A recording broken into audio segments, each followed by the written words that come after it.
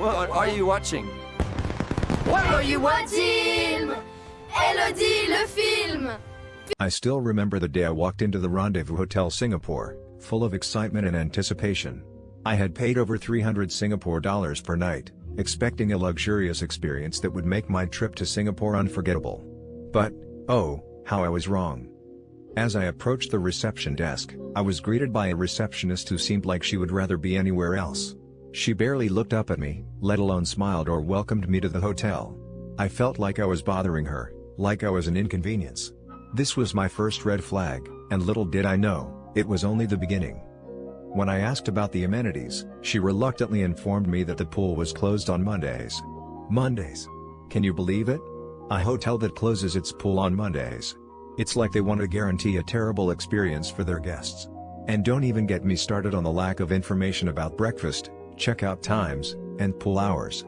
It was like they expected me to be a mind reader. As I made my way to my room, I was struck by the outdated decor and dirty carpets. It was like stepping into a time capsule from the early 90s. The room itself was small and cramped, with a bed that had stains all over it. I mean, who doesn't change their sheets regularly? And the bed bugs. Oh, the bed bugs. It was like they were waiting to feast on me. But the worst part was the service. The staff seemed completely uninterested in helping me. When I reported the damage to my luggage, they admitted to their fault, but didn't even apologize. They just shrugged it off like it was no big deal. And don't even get me started on the receptionist who stole my headphones. It's like they had no concept of ethics or morality. I was shocked and disappointed, but I thought maybe, just maybe, the hotel would redeem itself with its location.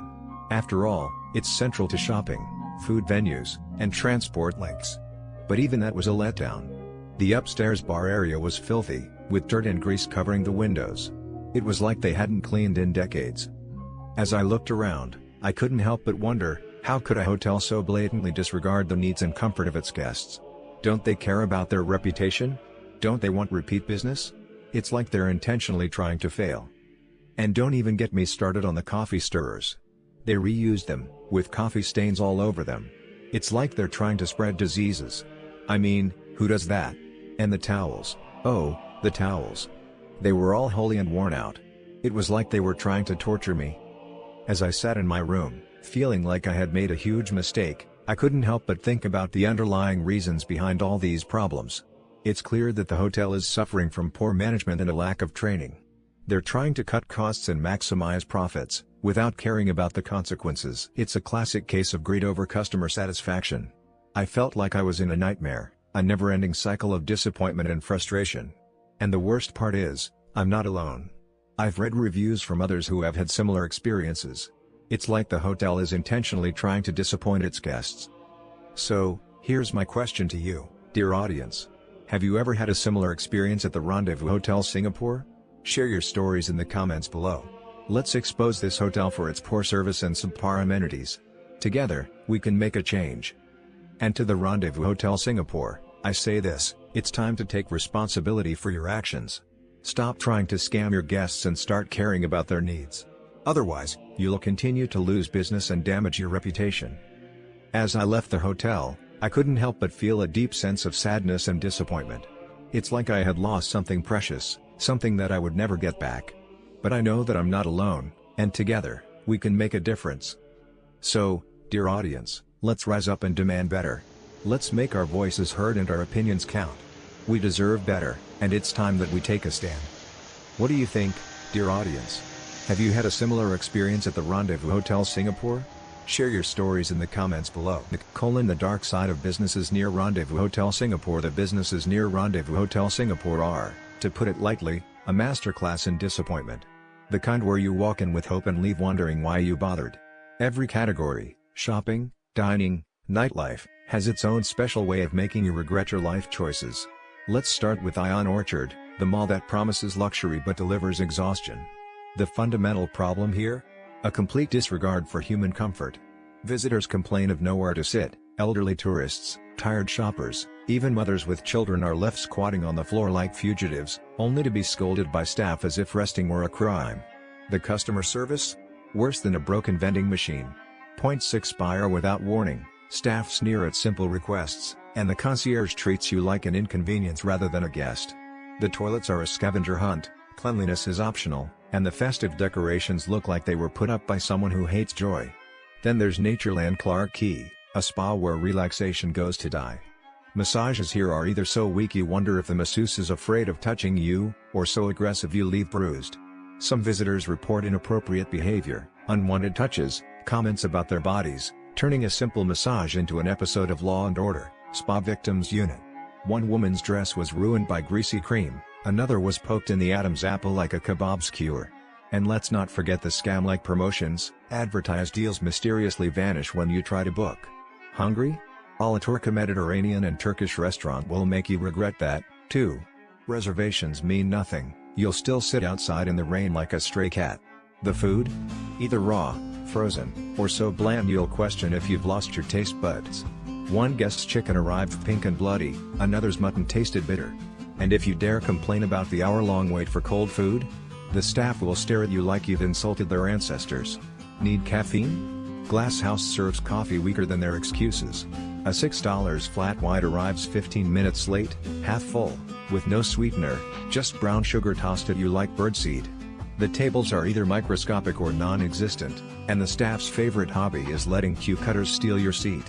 One patron's croissant took 30 minutes to arrive, lukewarm and soggy, like a forgotten gym towel. Nightlife seekers, brace yourselves. Zouk Singapore is where fun goes to suffocate.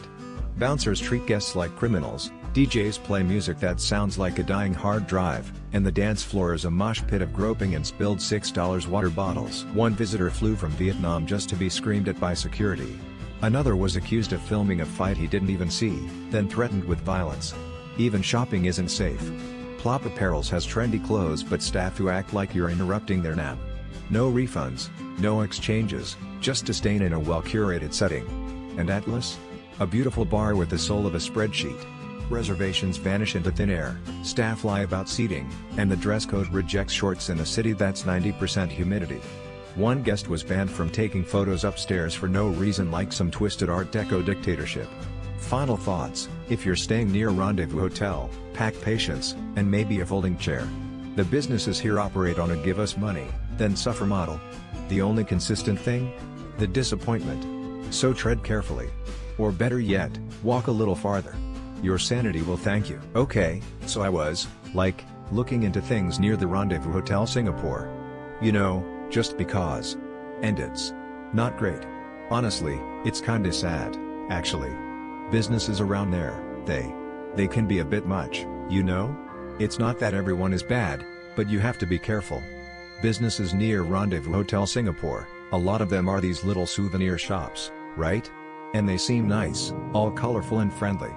But, sometimes, they'll inflate their prices for tourists, especially if they look a little lost or overwhelmed. I read about this one lady, she bought a little wooden keychain, thinking it was $5. It was $20 for a tiny keychain. Can you believe that? She probably felt so stupid afterwards, you know? Questioning herself. I bet she just threw it in her bag and tried to forget about it, but it probably ruined a little bit of her trip, you know? And the shop owner? They probably just laughed and counted the money, thinking another one. It's wrong, right? How could they even do that? Then there are these, watch sellers. Businesses around Rendezvous Hotel Singapore often have guys just standing there with trays of watches. They seem really eager to make a deal, almost too eager. I heard about a man who bought a Rolex. Or what he thought was a Rolex. Turns out it was a fake, a really cheap fake. He paid, $1,000. $1,000. He probably went straight to the police, filed a report, but honestly? Finding the guy again? Impossible. They disappear so quickly. I bet he just felt completely helpless, thinking about all the money he wasted. And he probably had to explain to his wife why he spent so much on a fake watch.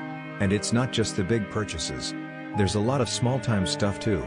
Businesses near Rendezvous Hotel Singapore, like the little stalls selling snacks or drinks, sometimes they give the wrong change. Not a huge amount, like $1 or $2, but enough to add up. You wouldn't even notice at first, too busy enjoying yourself, you know? But it happens. I bet those little amounts add up for them. The tourist probably just thought it was their own mistake, shrugged it off. But it's still stealing, you know? It's just sad.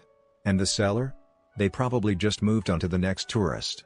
Even the money changers near Rendezvous Hotel Singapore, they can be tricky. They might offer a good rate at first, then sneak in hidden fees. Or they might give you counterfeit bills. It's a mess.